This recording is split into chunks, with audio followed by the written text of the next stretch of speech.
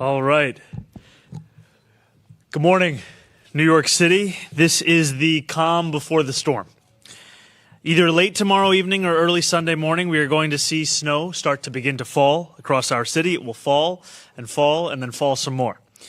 And the forecasts don't always get it right, but what is being predicted right now, whether it's a foot of snow or even a little bit more, would be one of the biggest snowfalls that our city has seen in years. We haven't seen a foot of snowfall in quick succession since nearly 5 years ago. This weekend is going to be cold, it is going to be windy, and above all else, it is going to be a weekend where your city is prepared. Across every single level of government, we are working together to ensure that our streets are being kept clear, that New Yorkers are safeguarded, and that the most vulnerable among us are being connected with shelter. At 6 a.m. this morning, the sanitation department began brining our highways and major roadways. And for those unfamiliar, brining is a process where a salt and water solution is sprayed, making it much harder for snow to stick and for ice to form. Tomorrow, as the storm nears, we're going to see thousands of DSNY collection trucks and agency partners transformed into the nation's largest snow fighting operation. This is an operation that I trust with every ounce of my being in being the ones that will deliver us the exact kind of city response we need to see this weekend. We are going to see more than 2,000 of those sanitation workers begin 12-hour shifts starting tomorrow evening. They will salt as soon as we see the first snowflakes hit the ground with 700 salt spreaders. And then as soon as we see 2 inches of snow accumulate, we're going to see 2,200 plows activate across the city. That, by the way, is likely to occur Sunday morning. And all of this is going to be overseen internally by DSNY's Blade Runner 2.0 system, which monitors plowing and salting in real time to ensure that every community, every neighborhood, every part of New York City will be met with the services of the city government.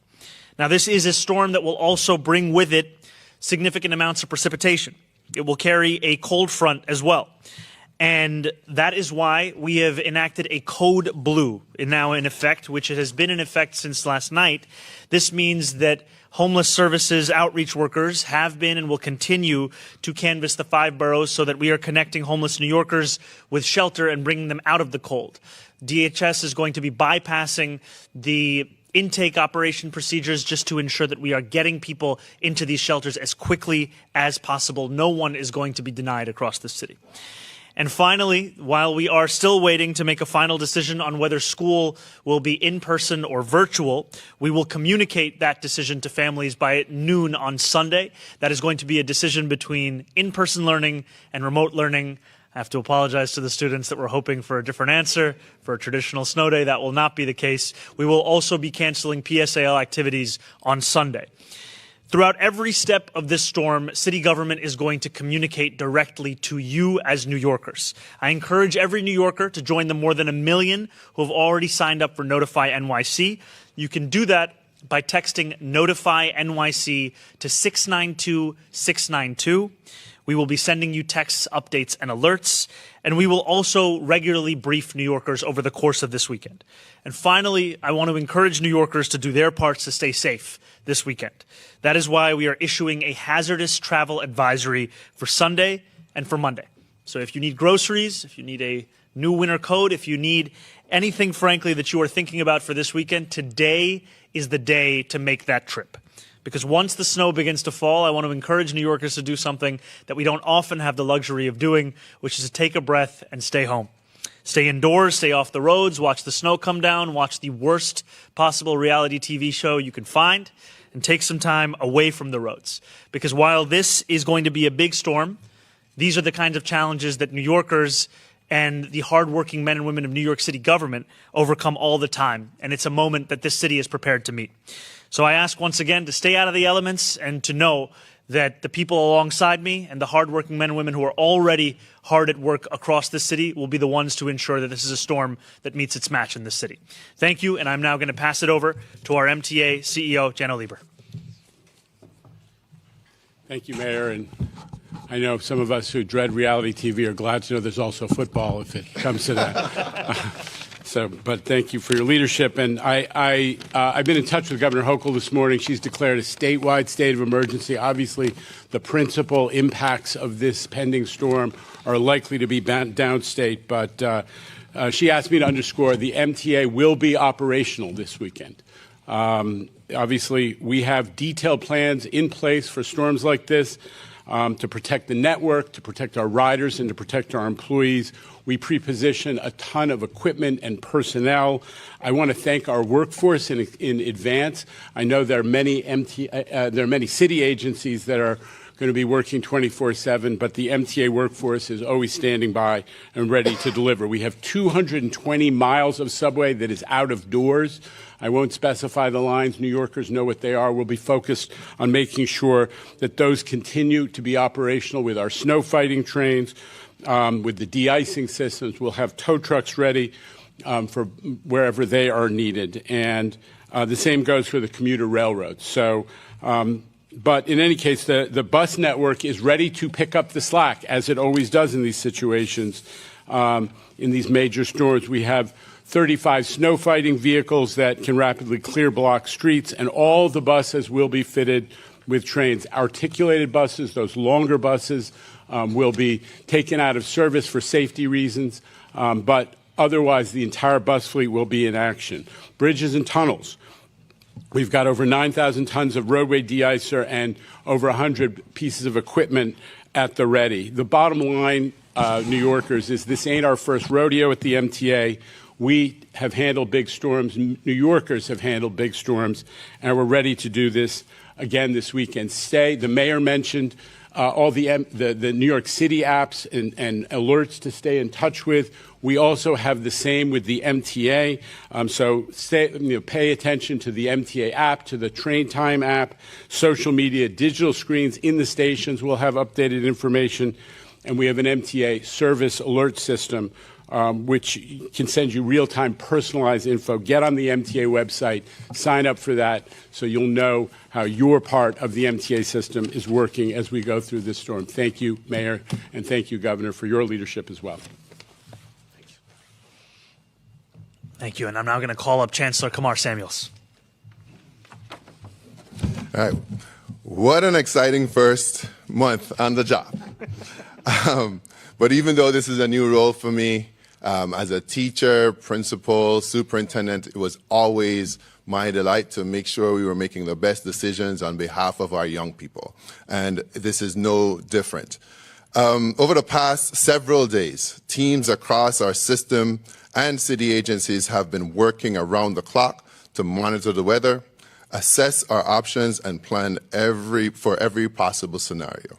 By the latest, noon on Sunday afternoon, we will announce whether schools will be, either pivoting to remote or open for instruction. In either case, learning will continue in an environment the city deems safe. We know that families need timely, clear information to plan their schedules, and we are committed to getting you those updates as quickly as possible. As a teacher, principal, superintendent, and now chancellor, I've seen many, many corners of this extraordinary system. I want personally to thank educators, custodian teams, food service workers, nurses, support staff, bus drivers, superintendents, and so many other of our hard-working, dedicated staff each day. Please note that these decisions are managed with great care and attention to detail, with our families' safety as a top priority. In the meantime, we encourage all our families, to use Notify NYC, as well as look out for Gamma messages from from New York City Public Schools. Now, I do want to announce a follow-up to the mayor that PSAL activities are canceled for Sunday. We also have other extended use permits that will be canceled for Sunday, as well as any Sunday academies. So I want to thank you all for your timely responses and encouragement, and say we are ready for whatever eventuality there is.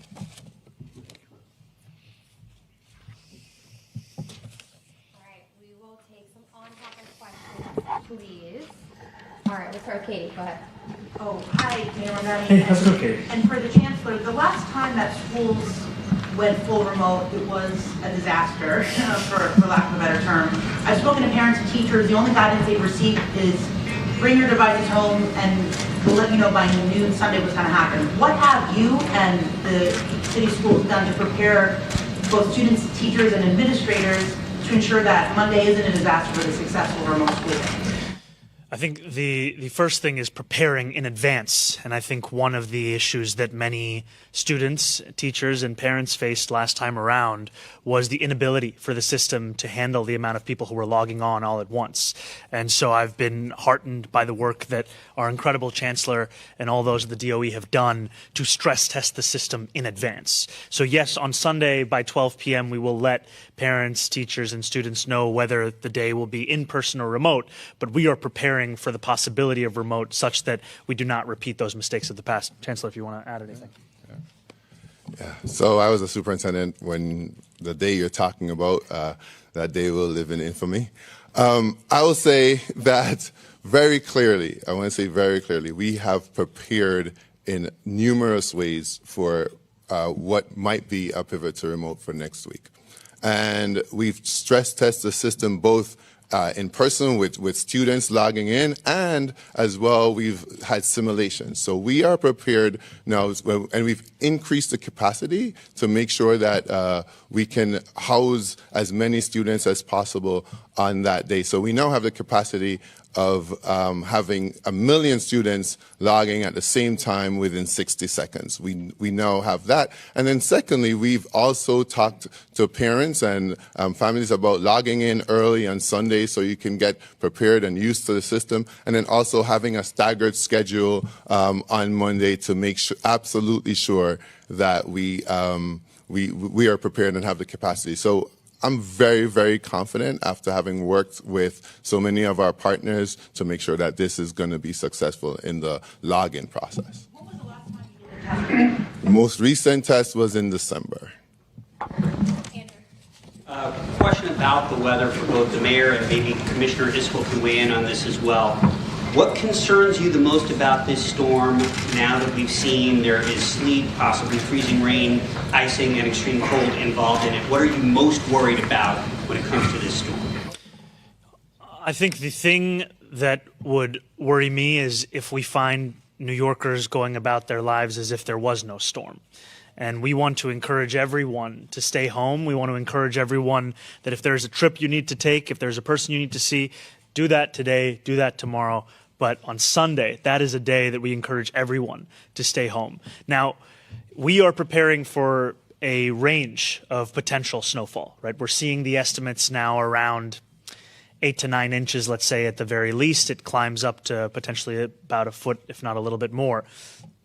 What heartens me, frankly, is that in the work and in the meetings that I've been having with the incredible leadership that we have here is the knowledge of what the hardworking men and women of city government are already doing. So I'll give you this example.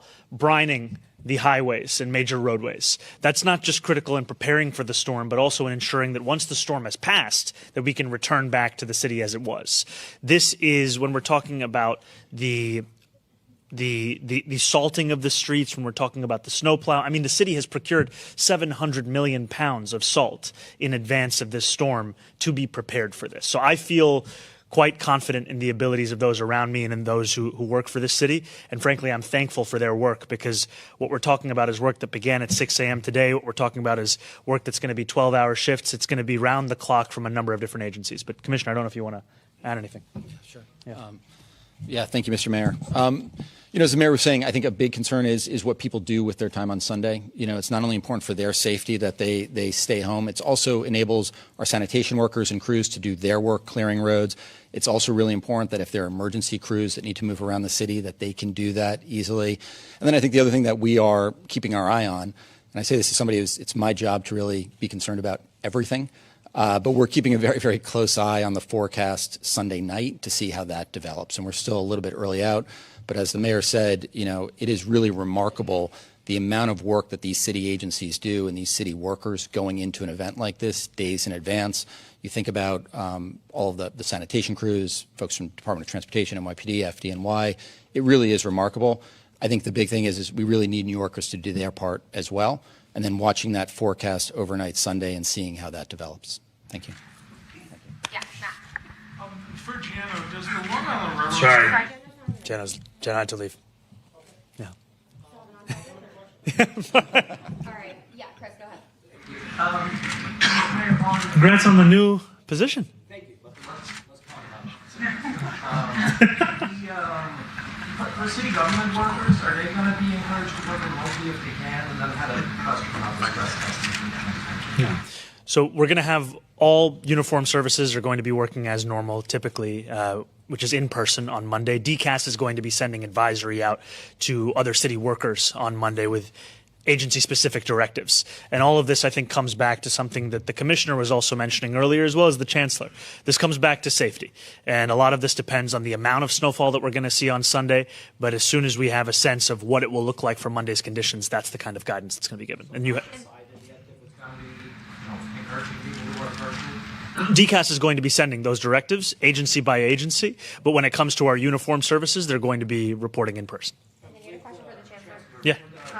For the stress tests on the virtual schooling system, are you saying there's been no tests since December? And if so, why haven't there been more recent tests? Yeah, so I think we have simulations that we're running all the time, and the stress tests have, most recent ones have been in December. All right, we'll go to Dave right here. Other ones now, just ahead of this one? These are the last tests in December. Dave, go ahead. Hey, how's it going? You got to wear a jacket on Sunday. Please. I know. Do you know what a snack down is? A snack down? Snack down. To be honest with you, I don't know what a snack down is. Yeah. So when you have a storm, a snowstorm, snow all comes and it forms kind of a curve extension over snow and everything. And a lot of people say this is an opportunity to, when you see these, to say, I know where you're going. how much space we're wasting, not extending curves, things like that. And obviously there's a lot to do while snow's happening, before the snow happens. But once it's done, is this something you're going to maybe send people around, look at it and go, these are places where we can curve extensions, these are places where we can take back pieces of the street? Well, I think that this is something now for us to follow up on. I think it is.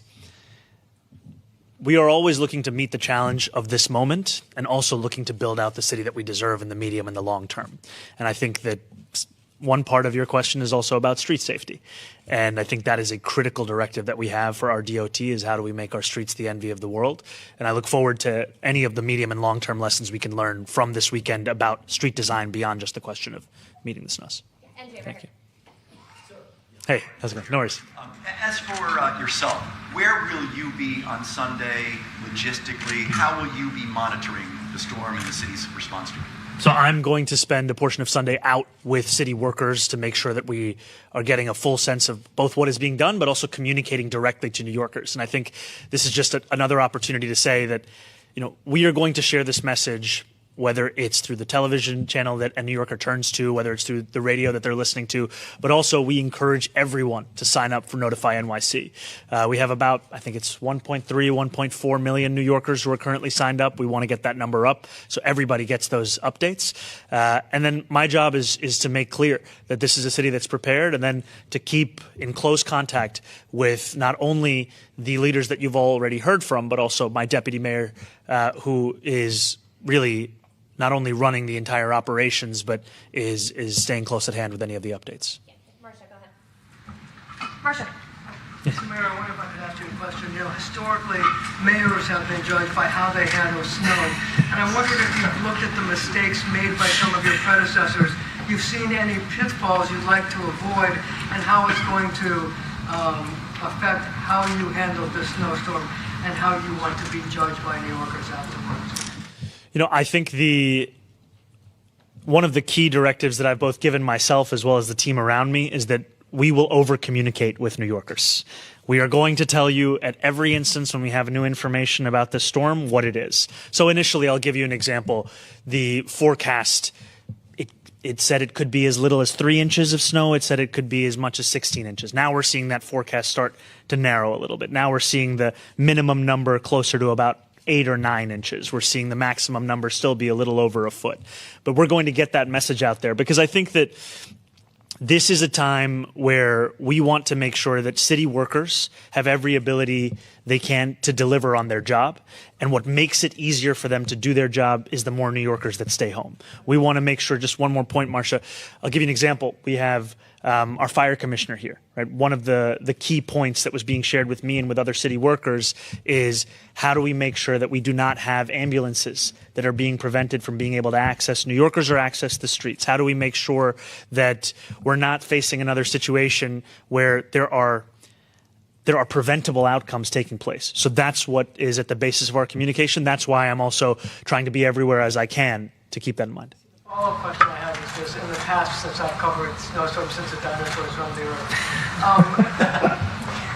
there have been instances where ambulances couldn't get through, buses couldn't get through, streets were not plowed, so that some streets, like for example under de Blasio, some streets were plowed to the tar, and then other places didn't get plowed at all.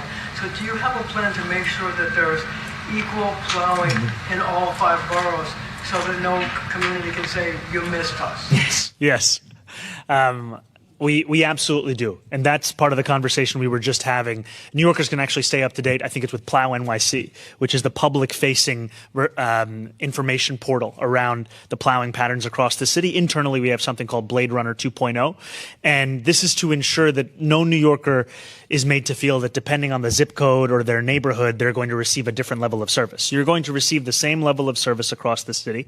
And I think the other portion of this is we're talking about, with DSNY, the largest snow fighting operation in the entire country. We're talking about the transformation of collection trucks into ones that can both salt this city. We're talking about 700 of those trucks, and then we're talking about 2,200 plows. So all of this together, it's what gives me the confidence that we're going to see a city that will meet the moment, no matter if it's 8 inches of snow, 13 inches of snow. I will say that one thing that a number of New Yorkers have shared with me is we seem to have large snowstorms every 10 years. It was 96, it was 06, it was 16, it's 26. We're going to be ready. Yeah, right here, go ahead. Hey there, how are you? Hey, how's it going? Good, good. Just 2 questions. At what point do you declare a state of emergency because of the snow? Where are the markers for yourself and for the folks at the podium? Like, where is that point where you decide it's a state of emergency? And also, can you go into depth as to what the NYPD and what FDNY would also be doing at those times, and even like what 311 or 911 operations are going to be? So I can just tell you briefly, and then I'll pass it over to Deputy Mayor Kirsten. Just in advance of this weekend, we also know that NYPD is going to be assisting with some of the traffic routing operations that we'll see across the city. Every single agency and department is going to be playing a role. You know, for example, DSNY is taking the lead on the snow plowing, but that doesn't mean that the Parks Department is not also going to be assisting in some of that work. I'm going to pass it over to DM Kirsten for some of the additional remarks. Our emergency declarations largely allow for restricted traffic, so we'll be monitoring roadway conditions and then determining if those additional restrictions are necessary. We have those materials drafted and are ready to go if we start to see that those conditions warrant an emergency declaration. We'll go Kelly right here and then Timmy. Go ahead. Hi, Mr. Mayor, over here. Hey, hi, Kelly. Good. I wanted to ask you, in response to Marcia's question, previous mayors have underestimated how much snow we've gotten, and that has left them a little flat-footed. Do you have a plan for if we get more than 1 foot or significantly more, do you have, teams that will be ready to go on top of whatever you have going on right now? Yes, and I can tell you that right now we are preparing for every possible outcome. Right? Just because we might want to see 8 inches of snow does not mean we're not preparing for 16 inches of snow. And I think that's what gives me a real sense of confidence, is that these are the incredible men and women who are leading so much of the work across the city, so that no matter how much snow falls, it's a city that's ready.